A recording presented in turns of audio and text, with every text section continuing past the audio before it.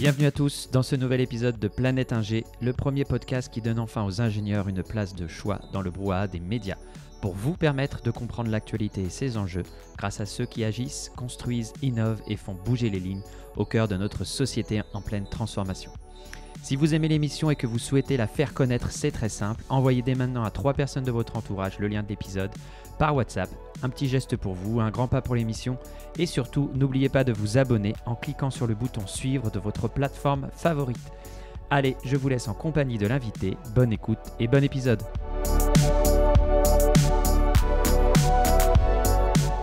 Bienvenue à tous, merci de nous rejoindre sur cet épisode de Planète Ingé. Aujourd'hui, j'ai le plaisir de recevoir Anna Awinet.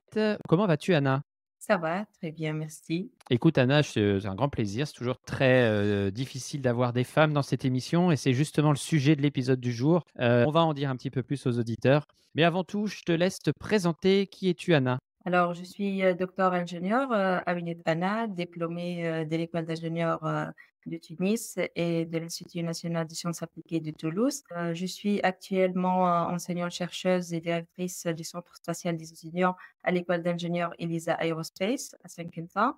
Et voilà, je suis aussi mentor au Bureau des affaires spatiales des Nations Unies, l'UNOSA, dans le programme Space for Women. Beaucoup de choses là-dedans, ça va? Tu arrives à tout gérer? C'est pas trop compliqué? Ouais, et ça va, ça Ça marche. va.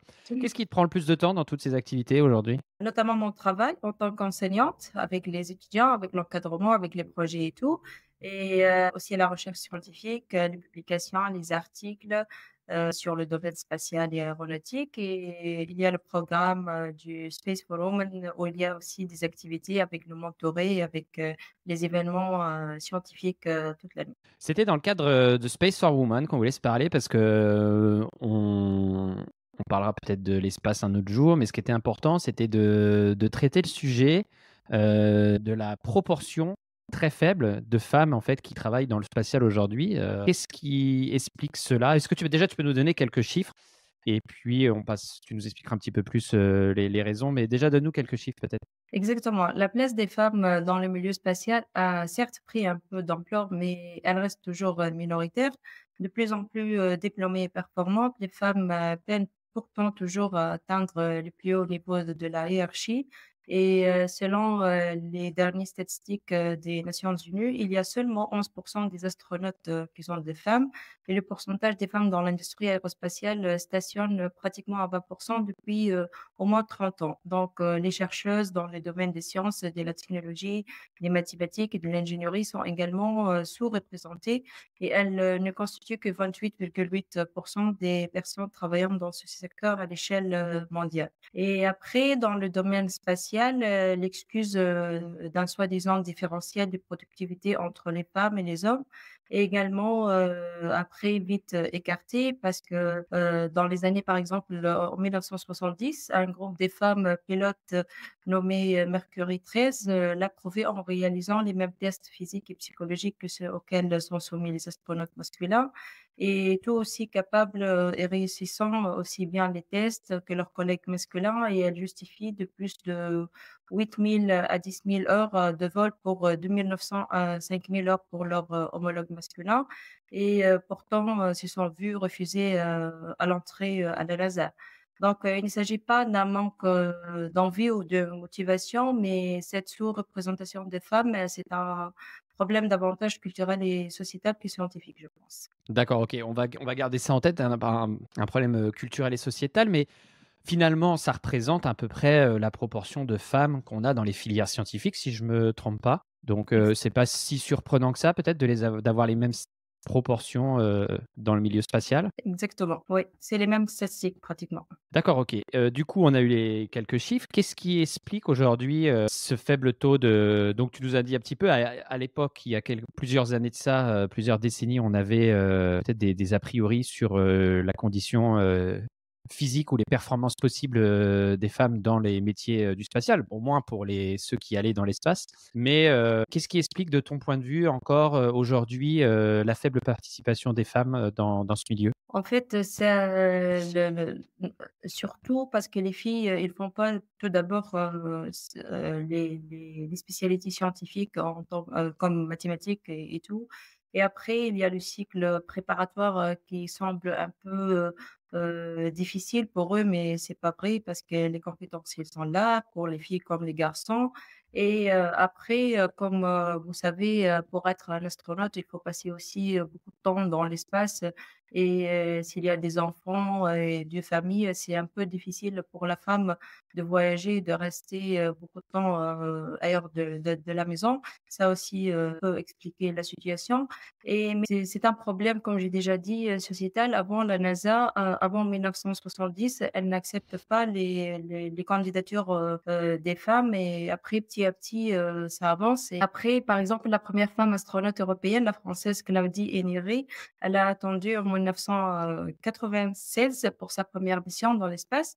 Et petit à petit, ça avance, et en 2019, les astronautes Jessica et Christina Koch ont réalisé la première sortie exclusivement féminine dans l'espace. C'est une mission symbolique et due de la longue date. Donc, il est vital que les femmes continuent de prendre une place méritée dans le milieu de l'aéronautique, des sciences, de la technologie et de l'innovation, mais non seulement pour avoir un environnement plus démocratique, mais aussi pour le succès de futures missions spatiales. Donc, il y a pas de raison pour cette absence des femmes. Juste, avant, ils justifient ça, que la femme, elle peut pas, voilà, laisser les autres devoirs et les autres responsabilités pour aller à l'espace. Maintenant, on parle d'une mission de 3 à 4 jours, donc c'est un simple déplacement. On parle des physiciens, on parle des mathématiciennes, donc voilà. Et toujours, il y a la parole de madame Simonetta Di Pippo. C'est la directrice, l'ancienne directrice du Bureau des affaires spatiales des Nations unies, et qu'elle a dit que l'espace, pour les femmes, c'est un synonyme de renforcement de la sensibilisation, donc des capacités, des compétences, d'autonomisation des jeunes femmes et des filles dans le monde entier, et de promotion de l'égalité des sexes. Et ça, surtout, c'est un moyen d'atteindre un ou plusieurs des 17 objectifs de développement durable de Nations unies, et notamment l'objectif d'égalité entre les sexes. Et ça continue parce que tu disais tu parles beaucoup des années 70-80, on est en 2023, bientôt 2024. Il y a encore beaucoup de portes qui se ferment volontairement, aux femmes, ou là on est juste sur une problématique, d'affectation ou de choix d'orientation, des femmes sur les filières scientifiques. Pourquoi je te dis ça? Parce que bon, déjà, on pourrait penser qu'en 2023, les choses ont quand même évolué de ce point de vue, et puis, bon, bah, les filières spatiales, même pour les hommes, ça paraît déjà très compliqué. Souvent, on dit aux enfants d'ailleurs, les métiers de l'espace, n'essaye même pas, tu n'y arriveras pas. Donc, bon, OK. Donc en 2023, est-ce qu'il y a toujours des portes, bien closes, bien fermées? Tu le sens toi, ou les choses ont quand même changé par rapport à Ça change, maintenant, sincèrement, en 2023, surtout dans le secteur de l'enseignement supérieur. Il y a pas une différence entre la femme et l'homme dans ce domaine, ni spaci de domaine du spatial et de l'aéronautique. Les donc la sélection, elle est facile comme pour la femme comme pour l'homme, donc c'est les mêmes critères pratiquement pour l'enseignement supérieur, pour la Mmh. recherche scientifique. Il y a pas de différence. Par contre, pour si on parle des astronautes, oui, et toujours il y a ces portes fermées, et je vous D'accord. explique pourquoi. Parce que parfois, il y a des pays qui exigent l'astronaute, il faut qu'il sera soit un militaire, soit un pilote d'avion militaire. Donc c'est déjà, pour avoir des femmes, pilotes, et pour avoir, des militaires, donc ça toujours faire, la diminution de nombre de candidatures, et après la sélection, sera, masculine.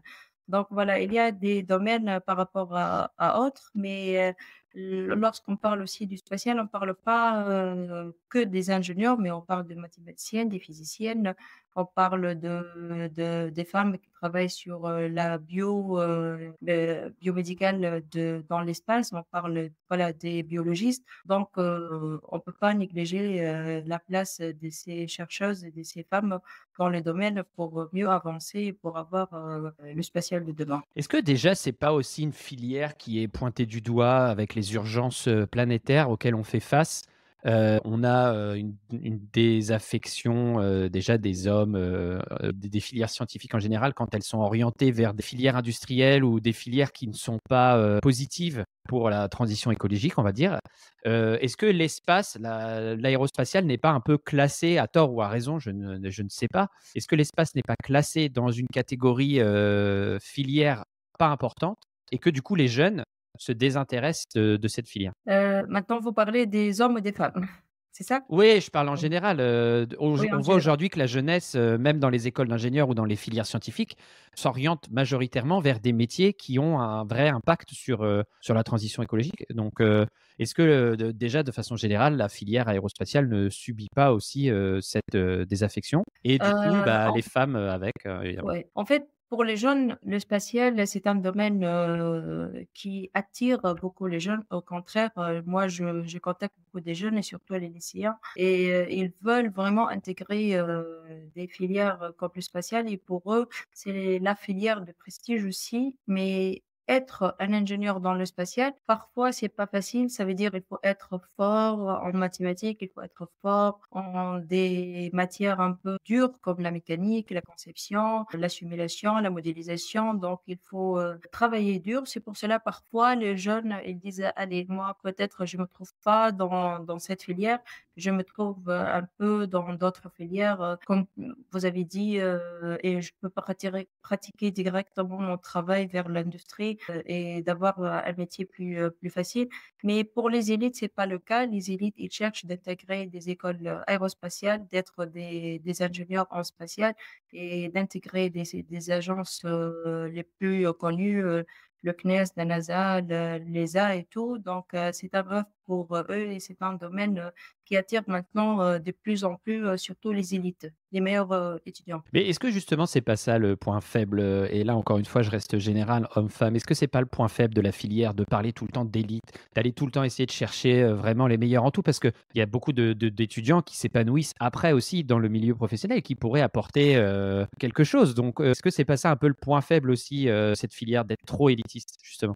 Moi, je trouve pas un point faible parce que maintenant, si on parle, des agences spatiales, il y a des juristes, il y a des gens qui font, le droit de l'espace, il y a des gens qui font l'économie de l'espace, il y a la partie communication et donc si quelqu'un, il n'est pas, très fort en matière, scientifique et mathématiques et tout, il peut être fort en communication, il peut être fort en droit, les les sciences juridiques donc et il peut intégrer après s'il est passionné par ce domaine dans une agence, dans un bureau, dans des boîtes, à l'échelle internationale et qui font, voilà, qui font le suivi, de tout ce qui se passe autour de nous, dans l'espace. Donc, oui, le grand pourcentage, c'est des élites, mais il y a aussi les autres filières et les autres, matières et Qu'est-ce que tu as ressenti quand, Sophie, Adno a été sélectionnée pour être, la prochaine astronaute française?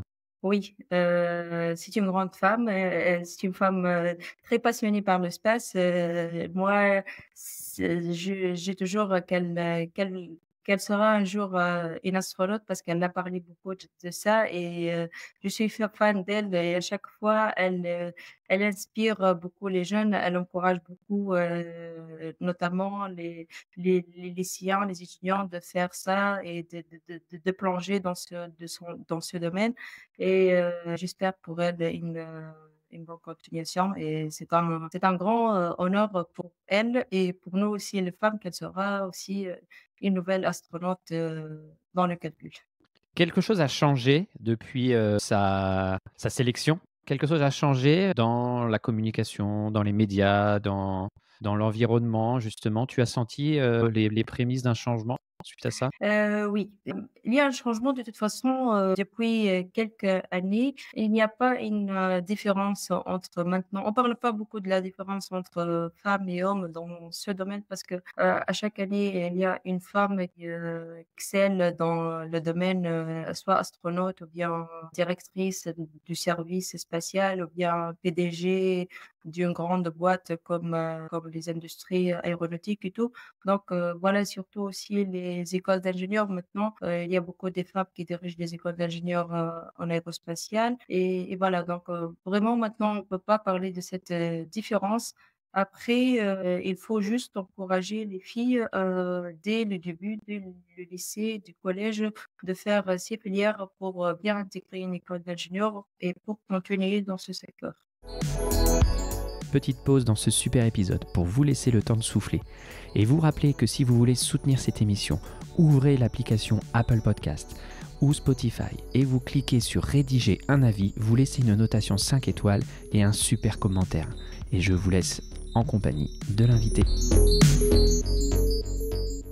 On revient un petit peu à Space for Women. Qu'est-ce que c'est Qu'est-ce que c'est succinctement? Et puis après, qu'est-ce qui se passe? Quelles sont les actions qui sont mises en place? Alors, Space for Women, comme l'indique le mot en anglais, c'est un programme de mentorat qui met en relation des mentors expérimentés du secteur spatial avec des femmes et des filles et les mentorés qui souhaitaient poursuivre après leur étude ou une carrière dans l'espace ou aussi dans des domaines liés. Les mentorés, alors, sont l'élément indispensable dans ce programme pour l'avenir de l'industrie spatiale et dans la poursuite d'une carrière, ces jeunes femmes ont besoin de motivation, de soutien et c'est notre rôle, pour encourager, ces filles à poursuivre des études et une carrière dans le secteur ou bien même pour ouvrir des startups dans les domaines et en tant que professionnels et leaders des secteurs, ils peuvent être, considérés comme des modèles auprès de ces jeunes femmes et peuvent apprendre et obtenir surtout, du soutien et le programme, il comporte, des lignes, directrices et des exigences spécifiques pour la participation de ces mentors et des mentorés et le programme après, ils seront sélectionnés parmi des dirigeants, des professionnels de l'industrie spatiale et de représenter, une variété de domaines et de régions aussi, géographiques, dans tout le monde. Et comment toi, à titre personnel, tu t'impliques dans l'association justement? En fait, il faut quelqu'un qui a fait beaucoup, de choses pour être sélectionné. Soit il a beaucoup participé dans des conférences, scientifiques, soit il a réalisé, de grands projets, soit il a déjà une entreprise ou bien voilà, pour moi, ça commence déjà par je suis à la tête, d'un projet, je suis le project manager d'un projet en partenariat avec l'agence spatiale japonaise, JAXA et les Nations unies en 2021 et j'ai gagné avec, mon équipe, le premier prix, de ce projet qui s'appelle KiboCube, qui est pour objectif, de fabriquer et de lancer un satellite académique vers l'espace, vers l'ISS, à travers, l'agence spatiale japonaise et voilà, c'est un grand exploit historique, pour moi, sincèrement. C'est un défi, ça c'est un grand challenge. Après aussi un autre projet avec, l'Institut de la technologie des biotech, toujours avec le Japon, pour aussi, construire, un autre, satellite, pour faire la communication radio amateur. Donc voilà, ça commence comme ça et j'ai beaucoup participé à des conférences, j'ai beaucoup publié des articles scientifiques dans ce domaine. J'ai postulé pour le programme, Space for Women et voilà, j'ai été sélectionnée pour, faire, avec les autres, un projet de soutien des femmes, du monde entier et on partage avec eux notre expertise, notre, voilà, nos compétences, nos connaissances dans ce domaine. Et c'est quoi ta priorité personnelle pour ce programme alors justement? Qu'est-ce que tu te fixes comme objectif et quelles sont tes ambitions et ta priorité? Maintenant, je suis, une femme, enseignante, je travaille dans l'enseignement, supérieur. Mon objectif, de faire, ce que je peux pour, encore, avancer ce secteur. Je suis en France, c'est un pays, développé dans le secteur spatial. Il est parmi, les plus développés maintenant et voilà donc je veux toujours rester dans ce secteur, avoir d'autres défis, d'autres challenges, notamment avec je suis à la tête du centre spatial des étudiants où il y a le travail des associations, où il y a un travail, déjà un projet Perseus avec le CNES. Donc voilà, ça c'est l'objectif professionnel d'avancer avec les étudiants, avec les collègues, avec les enseignants-chercheurs de l'école et d'avancer encore et encore, dans ce domaine. OK. Qu'est-ce qui a été le plus dur pour toi, pour arriver à pénétrer cette filière justement et arriver où tu en es aujourd'hui? Qu'est-ce qui a été le plus dur? Quels étaient les obstacles que Alors tu as dû surmonter? oui, personnellement, le plus dur, parce que je suis tunisienne, donc j'ai fait mes études en Tunisie et après en Tunisie, il y a pas une agence spatiale tunisienne et il y a pas d'industrie, spatiale, développée. Donc le plus dur avant, c'est de pratiquer ce domaine et de pratiquer de faire des choses, réelles, dans le pays. C'est pour cela que j'ai postulé pour, des opportunités à l'international avec le Japon et tout. Donc ça, c'est un défi avant et maintenant, je dis toujours pour, les étudiants surtout et pour, quelqu'un qui me coûte, pour être, un bon ingénieur et il faut, surtout viser la lune et il faut travailler dur, très dur parfois. N'arrêtez jamais d'apprendre et notamment, il faut ayez une vision et cela vous aidera à faire de bons choix et à préserver votre motivation dans n'importe quel domaine. Qu'est-ce qui t'inspire le plus toi aujourd'hui, dans ton travail? Qu'est-ce qui te motive le plus? Généralement, moi, je rêve d'être, une enseignante et ce que me motive le plus, c'est parfois les idées des étudiants, sont des idées très, très avancées et ils veulent faire beaucoup de choses. Alors, ça motive beaucoup, de leur écouter et après de réaliser aussi avec eux des projets, mais des projets les plus innovants de faire, face à cette course, d'innovation, dans tous, les pays, de faire, de brevet, voilà, de créer de nouveaux projets, dans le domaine et après, pour moi, c'est l'une des clés du succès, c'est la prise de risque et pour grandir en tant qu'un ingénieur accompli, il faut, devait sortir de notre zone de confort et de trouver comment, atteindre, nos objectifs.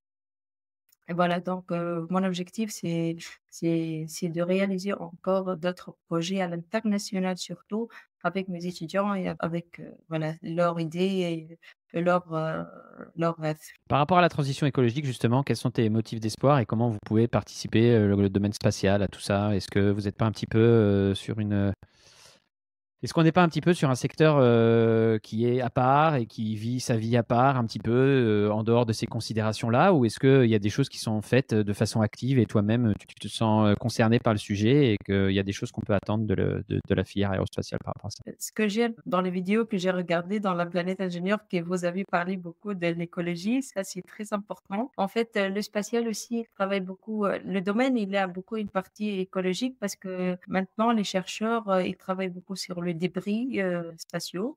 Donc, c'est un thème très, très, demandé et il y a beaucoup de chercheurs qui travaillent là-dessus. Après, même, dans le lancement du fusée et tout, il y a beaucoup de recherches sur la propulsion, sur la modification d'ergols et tout. Donc, il y a beaucoup de choses à faire aussi dans cet axe et surtout, voilà, donc surtout sur le carburant et tout. Donc, même dans le spatial, au contraire, il y a une grande, importance dans ce domaine. Le domaine lui-même, il y a beaucoup des axes où les ingénieurs, ils peuvent travailler. OK. Et comment on rejoint le programme en tant que mentoré? Est-ce que, il y a des sélections, il y a des dates? Comment on fait pour postuler justement? Oui, il y a des dates, en fait, généralement, et pour les mentors, ça sera fin novembre, pour, les experts. Après pour le mentoré, ça sera début de l'année, 2024. Généralement, on ne dépasse pas fin janvier. Donc s'il y a des filles et des lycéennes ou bien des étudiantes qui nous écoutent, je vous conseille, d'entrer sur la page officielle de l'UNOSA, le Bureau des affaires sociales des Nations Unies et d'avoir, voilà, un petit CV et votre motivation et surtout vos projets futurs dans les domaines. Qu'est-ce que vous voulez faire après? Et voilà, donc ça c'est les deadlines et les avantages pour vous comme des mentorés surtout, d'affiner vos objectifs personnels et professionnels et d'apprendre à affronter et surmonter des défis, de votre carrière et notamment de recevoir des commentaires sur vos idées, sur vos plans, sur vos projets et apprendre des expériences personnelles des mentors. OK, super. Si tu avais une baguette magique là, comme ça, tu pouvais changer ce que tu voulais, qu'est-ce que tu choisirais? Une baguette magique? Ouais, tu as une baguette magique. Tu peux changer ce que tu veux, tu peux voilà, Alors moi, sincèrement, si j'ai une baguette magique, la suppression surtout, de tous les guerres, dans ce monde. J'aimerais d'accord, bien bon. avoir un monde, voilà, sans guerre. Et en ce qui concerne, l'aérospatiale et les femmes? Les femmes et l'aérospatiale, il faut toujours avoir la place de la femme dans le domaine de l'aérospatiale. La conclusion, c'est pour avoir une mission réussite et excellente, il faut avoir une femme dans cette mission. Ça, c'est primordial pour moi. Ok, super. Dans Planète AG, on a un petit jeu, on a des questions un peu rigolotes pour la fin. Attention, jingle.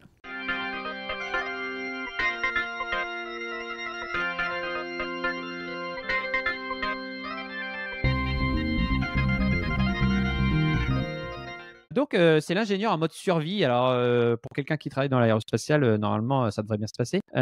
Tu es coincé sur une île déserte et tu as le droit d'emmener 3 objets avec toi, donc 2 objets et un livre. Qu'est-ce que tu emmènes avec toi? Alors, c'est pas obligé d'être des objets pour survivre, hein. Je fais évoluer un peu le jeu parce que j'ai 99% des ingénieurs qui me répondent un couteau suisse. Donc, Donc, voilà. c'est pas la peine de reprendre un couteau. Non, Moi, non, normalement, sinon je vais perdre tous mes auditeurs. Donc, non, tu peux emmener 2 objets avec toi et un livre. Qu'est-ce que tu emmènes? pour ne pas dire un couteau, parce que normalement, j'ai dit un couteau, j'ai dit une bâche imperméable Ok. qui serait essentielle pour construire un abri et me protéger des éléments naturels, voilà, tels que la pluie et le soleil. Après, elle peut également servir à collecter l'eau de pluie. Ça serait crucial pour ma survie. La deuxième chose, peut-être un kit de pêche. La nourriture, elle est importante, c'est une priorité sur une île déserte. Et la pêche, elle serait l'un des moyens les plus efficaces voilà, pour avoir des protéines, qui comprend ce kit des lignes, des leurres qui me permettent de pêcher des poissons surtout et d'autres créatures marines pour me nourrir. Et un livre, ça fait 3. Et le Et livre, toi? qu'est-ce que tu emmènes alors? Ouais. Comme livre, je prends un livre sur les satellites, les orbites. Ok, tu as un nom en particulier qui te vient en tête? Oui, il y a un an, il est derrière moi déjà, un grand, grand livre de 500 pages. Donc je D'accord. le prends. C'était beau, c'est un livre de l'Agence spatiale européenne. Ok. Bah écoute, pourquoi celui-là d'ailleurs? Voilà, à chaque fois, il y a des calculs à faire, de voir le monde, de voir tous les orbites où les satellites ils peuvent voyager, de voir la Terre, les planètes. Voilà, c'est comme vous avez la planète dans tes mains. Ah bah, Et c'est génial. à chaque fois, tu veux voir, c'est comme tu as le GPS dans tes mains. C'est génial la passion, la passion d'Anna. J'emmène un livre, voilà, sur les orbites satellitaires. C'est exceptionnel comme réponse. La dernière question de l'émission, Anna, je la pose à tout le monde. Tu as la possibilité de partir en déplacement professionnel sur un exceptionnel long trajet avec une personnalité de ton choix, avec qui tu peux passer du temps et poser des questions. Qui tu choisis? Alors, je voyage avec Mae Jemison, la première femme afro-américaine, la première astronaute. Excellente femme où on peut discuter pendant 24 heures, je pense, et poser beaucoup de questions sur l'espace et sur aussi la femme, la vie. Voilà, je veux Ok. voyager avec elle. Ok, super. Eh ben, écoute, merci beaucoup. Et dernière seconde de l'émission, tu as 30 secondes pour dire ce que tu veux, faire ta promo personnelle, faire la promo de l'association, faire voilà, tu as 30 secondes à toi. Merci beaucoup déjà pour l'invitation. Mes derniers mots, c'est des conseils pour les étudiants, les lycéens de primaire et tout. Ce n'est pas parce que vous possédez un diplôme en génie que vous avez automatiquement tout ce qu'il faut pour être un bon ingénieur. Comme j'ai déjà dit, il faut surtout 4 choses: viser la lune, travailler dur, très dur, n'arrêtez jamais d'apprendre et ayez une vision. Et bon courage à tous les jeunes et tous les futurs ingénieurs et les ingénieurs dans leur carrière. Et voilà, merci beaucoup encore une fois pour l'invitation de cette mission. Eh ben, je t'en prie, Anna, merci beaucoup. Et puis, moi, mon vœu, c'est que je puisse interviewer peut-être une astronaute à venir. Donc, Anna, tu vois mes clins d'œil. Si tu peux nous connecter, connecter Planète Ingé avec un astronaute, eh ben, ce sera avec grand plaisir Merci. qu'on le recevra dans l'émission. Merci beaucoup, Anna. Et je dis à mes auditeurs, à lundi prochain. Merci. Au revoir. Voilà, j'espère que l'épisode vous a plu. N'hésitez pas à le partager autour de vous et à vous abonner à la newsletter pour ne rater aucun épisode et connaître les coulisses de l'émission. Newsletter.planetag.fr et à la semaine prochaine.